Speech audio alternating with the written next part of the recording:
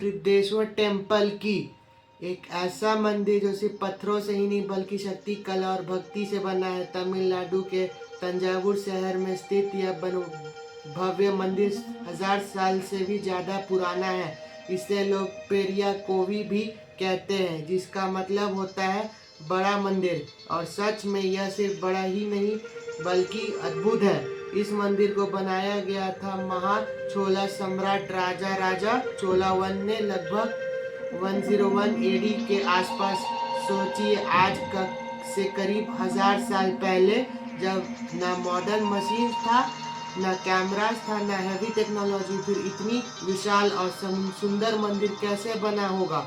यह बात इस मंदिर को और भी खास बना देती है। बृहदेश्वर टेम्पल भगवान शिव को समर्पित है। यहाँ शिव को बृहदेश्वर का नाम से भी पूजा जाता है, जिसका मतलब होता है माता, महादेवता या बड़े ईश्वर। मंदिर के अंदर एक अद्भुत ही बड़ा शिवलिंग स्थापित है, जो शांति और शक्ति का प्रतीक है। जब भक्त मंदिर का गरिगब्बा में प्रवेश करते हैं तो उन्हें एक अलग ही ऊर्जा का एहसास होता है। इस मंदिर की सबसे खास बात है कि इसका विशाल विमान यानी मंदिर का ऊपर वाला टावर, यह करीब 216 फीट ऊंचा है। और सबसे हैरानी की बात, इसका शिखर पर एक ही पत्थर का बना हुआ है। 80 टन का भारी टूटका रखा गया है। आज भी लोग सोचते हैं कि इतना भारी पत्थर इतनी ऊंचाई तक कैसे पहुंचा गया होगा। कुछ लोग कहते हैं कि इसकी समय एक लंबी मिट्टी का रंप बनी गई होगी, जिससे जहरीले पत्थर को धीरे धीरे ऊपर ले जाया गया। मंदिर के सामने स्थित नंद जी की मूर्ति भी बहुत ही विशाल है।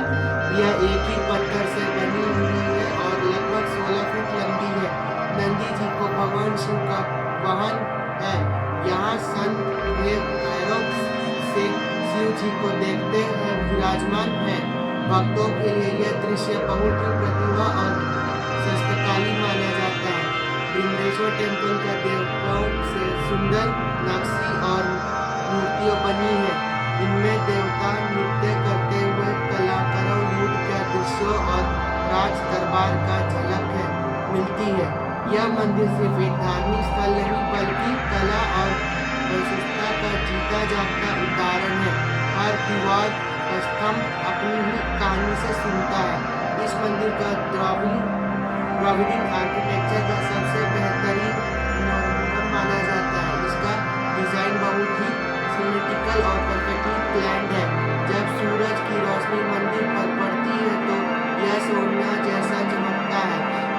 कुछ लोग कहते हैं कि इसका शिखर की छाया जमीन पर पूरी तरह से नहीं गिरती। यह बात लोगों के लिए एक रहस्य बनी होती है। हालांकि वैज्ञानिक इसे आर्किटेक्चर का कमाल मानते हैं। बृहदेश्वर टेम्पल को आज दुनिया भर में पहचान मिली हुई है।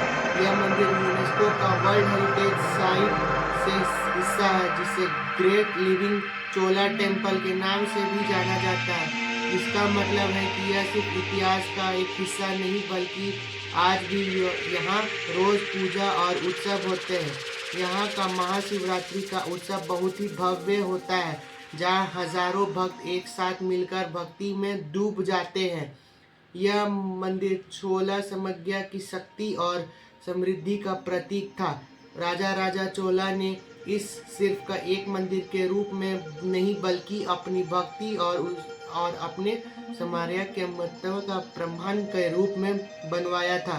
मंदिर के अंदर मिले शिखर हमें उस समय का ध्यान, नृत्य, संगीत और सामाजिक जीवन का बारे में जानकारी देते हैं। यानी यह मंदिर एक इतिहास का किताब भी है। आज जो यहाँ आता है तो उसको लगता है जैसे वह समय में पीछे चला गया हो। बड़े बड़े प्रोग्राम, ऊंचे स्तंभ और संत माहौल से मिलकर एक अद्भुत अनुभव देते हैं। यह सिर्फ तमिलनाडु का ही नहीं बल्कि पूरे भारत का गौरव है। तो बृहदेश्वर टेम्पल हमें यह सिखाता है कि जब भक्ति और कला का संकल्प एक साथ मिल जाए तो इंसान इंसान कुछ भी कर सकता है। 1000 साल बाद भी यह मंदिर उतनी ही शान से खड़ा है जैसे अपने इतिहास का पर गर्व कर रहा हो। यह था भीमाशंकर टेम्पल की कहानी, एक ऐसा मंदिर जो सिर्फ समय का प्रक्रिया पर खड़ा उतर चुका है और आज भी हर भक्त को यह महसूस करता है कि सच्चाई शक्ति और सच्चाई भक्ति कभी पुरानी नहीं होती। इस मंदिर को 11वीं शताब्दी में महाचोला सम्राट राजा राजा चोलावन ने बनवाया था। उनका सपना था कि ऐसा मंदिर बनवाऊं जो समय की कसौटी पर हमेशा खड़ा रहे, और आज 1000 साल बाद यह मंदिर बिल्कुल मजबूती से खड़ा है। सोचिए, उस समय में ना मॉडर्न मशीन था, ना कैमरा, फिर इतना विशाल और परफेक्ट स्ट्रक्चर कैसे बना होगा। यह बात आज के लोगों को हैरान करती है। बृहदेश्वर टेम्पल भगवान शिव को समर्पित है। यहाँ शिव को बृहदेश्वर के रूप में भी जाना जाता है, जिसका मतलब होता है बड़े ईश्वर वाल, यानी महादेव का विशाल रूप। मंदिर के अंदर स्थित शिवलिंग लगभग 13 फीट ऊंचाई है। जब भक्ति के इसके समय खड़े होते हैं तो उन्हें महादेव जी का मंत्र और शक्ति का एक एहसास होता है। इस मंदिर की सबसे खास बात है इसका विशाल विनम्रा, यानी मंदिर के ऊपर वाला टावर। यह लगभग 216 फीट की ऊंचाई है और सबसे अद्भुत बात यह है कि इसके शिखर पर जो बड़ा से पत्थर रखा गया है उसका वजन लगभग 80 टन में माना जाता है। कहते हैं कि इसके ऊपर चढ़ने के लिए उस समय एक लंबी मिट्टी के रंप बनाई गई थी जो कई किलोमीटर तक फैली हुई थी। यह इंजीनियरिंग का कमाल था जो आज भी दुनिया के लिए एक रहस्य जैसा है।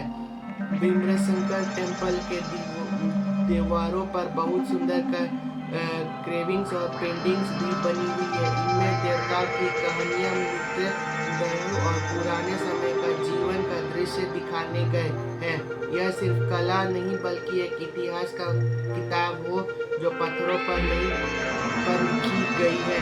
हर दीवार कुछ कहती है, हर मोटी एक कहानी सुनाई देती है। यह मंदिर सिर्फ एक धार्मिक जगह नहीं था, चोला समय में एक कल्चर सेंटर भी है। यहाँ नृत्य, संगीत और शिक्षा का भी विकास होता है। मंदिर के पास आज भी व्यवस्था था, डांसर्स, म्यूजिशियंस और पंडित यहाँ सेवा देते थे। इस तरह यह मंदिर एक पूरी समय के केंद्र था।